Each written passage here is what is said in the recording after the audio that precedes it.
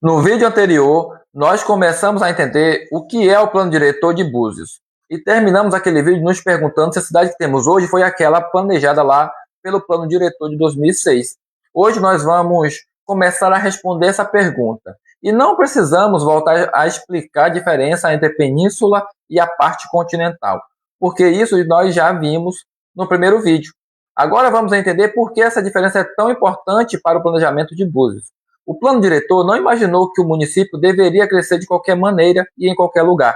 Ele estabeleceu uma estratégia territorial. E essa estratégia foi posteriormente detalhada pela Lei de Uso e Ocupação do Solo.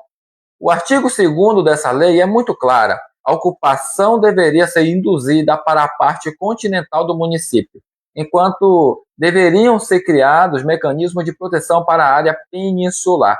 Mas por que isso? Porque o planejamento reconhece que diferentes regiões de Búzios possuem diferentes características ambientais, urbanísticas e de infraestrutura.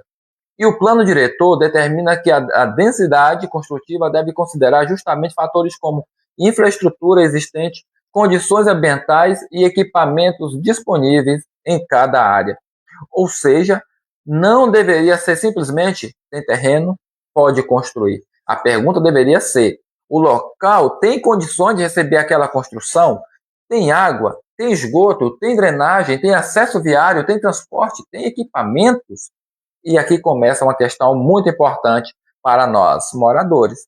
A lei de uso e ocupação do solo não é uma lei separada do plano diretor. Ela foi criada justamente para colocar em prática as diretrizes do plano diretor sobre o uso e a ocupação do território. O próprio artigo 1º da lei determina que suas regras devem estar em conformidade com o plano diretor. E isso significa que quando discutimos uma construção, um loteamento, um condomínio, uma mudança de uso de determinado imóvel, não podemos olhar apenas para uma regra isolada. É preciso olhar o conjunto de legislação urbanística. E aqui está uma pergunta que eu quero deixar para você. Se o plano diretor determinou uma estratégia de crescimento para Búzios, essa estratégia está sendo respeitada hoje?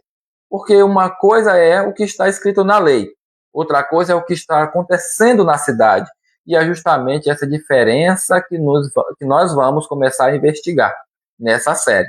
No próximo vídeo, nós vamos entrar em uma questão ainda mais concreta. Quem definiu onde pode construir? O que pode ser construído e quais áreas precisam de proteção especial? Porque agora vamos começar a falar de uma palavra que pode mudar completamente o futuro de um bairro: zoneamento. Se você tem imóvel em Búzios, vale a pena compartilhar, porque talvez você ainda não saiba em qual zona o seu próprio terreno está.